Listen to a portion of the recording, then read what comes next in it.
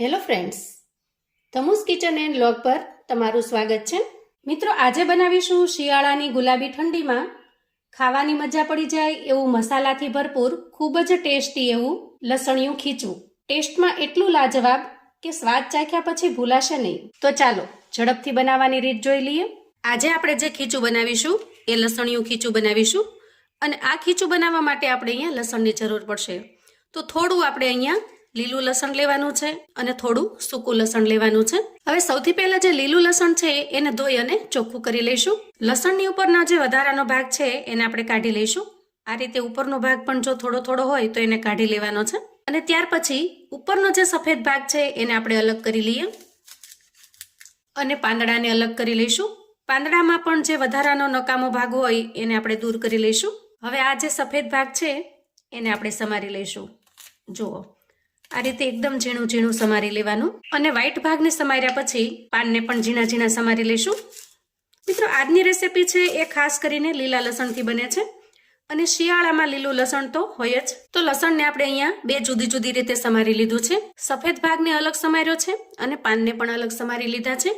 હવે આ બંને વસ્તુને આપણે સાઈડ પર મૂકીશું અને એક ખાયણી લઈશું. આના અંદર આપણે સૂકું લસણ છે એ લગભગ 8 થી 10 કળી જેટલું ઉમેરીએ અને 1 ચમચી જેટલું લાલ મરચું પાવડર ઉમેરીએ. 5 ચમચી જેટલું આખું જીરું ઉમેરીશું અને થોડું સ્વાદ પ્રમાણે મીઠું ઉમેરીશું.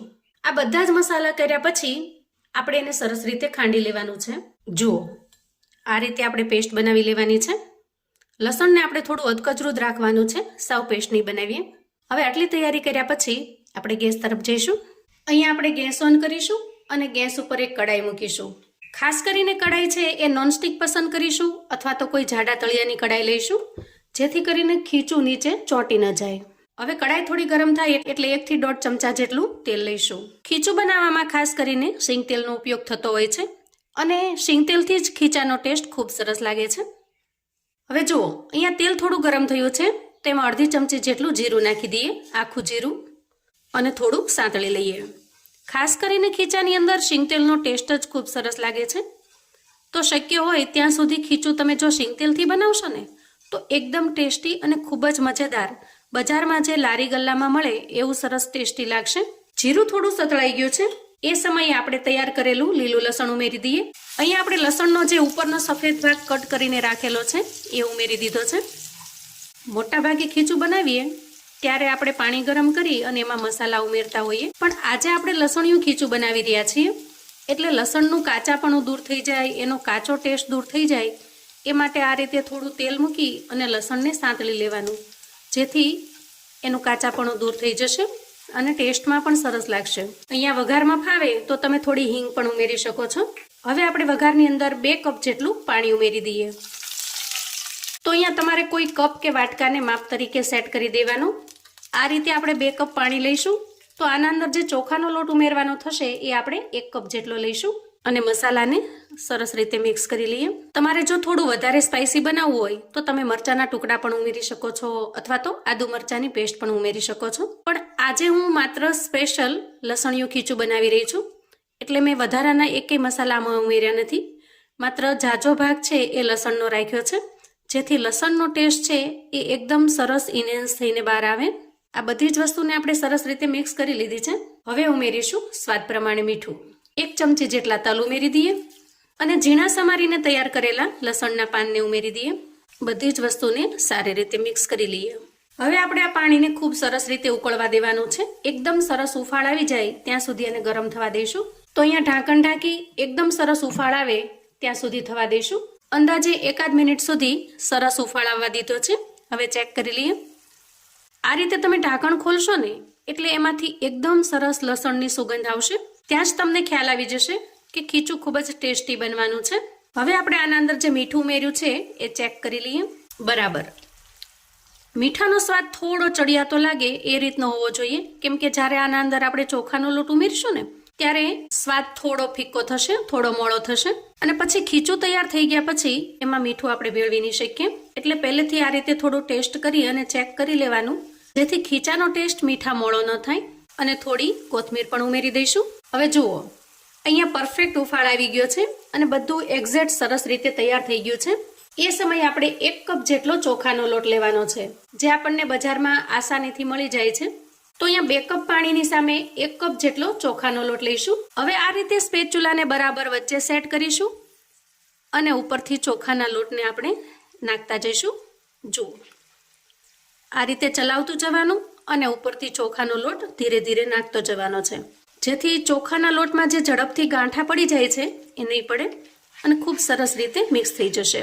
અહીંયા 1 કપ ચોખાના લોટની સામે 2 કપ જેટલું પાણી એકદમ પરફેક્ટ માપ છે. પણ ઘણી વખત ચોખા નવા જૂના હોય તો પાણી પણ થોડું વધઘટ થાય છે. ચોખા જો જૂના હશે તો થોડું વધારે પાણી ઉમેરવું પડશે. એવા સમયે તમારે થોડું પાણી ગરમ કરી અને ઉમેરી દેવાનું. આ રીતે બધું જ મિક્સ થઈ જાય એટલે આપણે ઢાંકણ ઢાંકીશું અને અંદાજે 2 થી 3 મિનિટ સુધી વરાળની અંદર જ ખીચાને સારી રીતે સીજવા દઈશું, જેથી ચોખાનો લોટ છે એ સારી રીતે બફાઈ જશે, બિલકુલ કાચો નહીં લાગે. હવે અંદાજે 2 થી 3 મિનિટ પછી ચેક કરી લઈશું. જુઓ, અહીંયા એકદમ સરસ પરફેક્ટ ખીચું બનીને તૈયાર છે.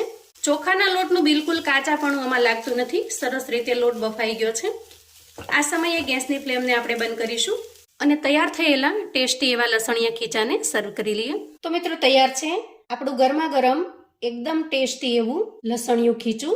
એટલું ગજબનું ટેસ્ટી બને છે મિત્રો કે એક વખત જો તમે આ રીતે બનાવશો ને તો બાકીના બધા જ ખીચાનો ટેસ્ટ ભૂલી જશો, એટલું ટેસ્ટી બને છે. ખીચામાં સૌથી મહત્વની સામગ્રી એટલે સિંગ તેલ. તો અહીંયા આપણે થોડું સિંગ તેલ ઉમેરી દઈએ. હવે ગેસ ઉપર આપણે એક વઘારિયું મૂકીશું અને એમાં 1 ચમચી જેટલું તેલ ગરમ કરી લઈશું. તેલ થોડું ગરમ થાય એટલે એમાં 1 ચમચી જેટલી લસણની જે ચટણી આપણે તૈયાર કરેલી છે એને ઉમેરી દઈએ અને સારી રીતે મિક્સ કરી લઈએ. વાવ, જુઓ, એકદમ ટેસ્ટી એવી આપણી લસણની ચટણી બનીને તૈયાર છે. અને તૈયાર થયેલી ચટણીને આપણે ખીચાની ઉપર સ્પ્રેડ કરી દઈએ. જુઓ, જોતાં જ ખાવાનું મન થઈ જાય એટલું ટેસ્ટી દેખાઈ રહ્યું છે. 100% મિત્રો, એક વખત જો આ લસણિયા ખીચાનો ટેસ્ટ તમે કરશો તો પછી હંમેશા આ રીતે ખીચું બનાવવાનું પસંદ કરશો. અને છેલ્લે થોડી કોથમીરથી ગાર્નિશ કરી લઈશું. તૈયાર છે આપણું એકદમ ટેસ્ટી લાજવાબ એવું લસણિયું ખીચું. શિયાળાની ઠંડીમાં આ ખીચું ખાવાની મોજ પડી જાય એવું સરસ ટેસ્ટી બને છે. અને માત્ર એકવાર જ નહીં, તમે વારંવાર બનાવો ને એટલું સરસ ટેસ્ટી અને સ્વાદિષ્ટ બને છે. તમને ખરેખર આ ખીચાનો ટેસ્ટ ખૂબ જ પસંદ આવશે. તો આવું અવનવું જાણવા માટે અને મને સપોર્ટ કરવા માટે ચેનલ પર જો તમે નવા છો તો પ્લીઝ ચેનલને સબસ્ક્રાઈબ કરો. વિડીયો ગમે તો લાઈક અને શેર કરો.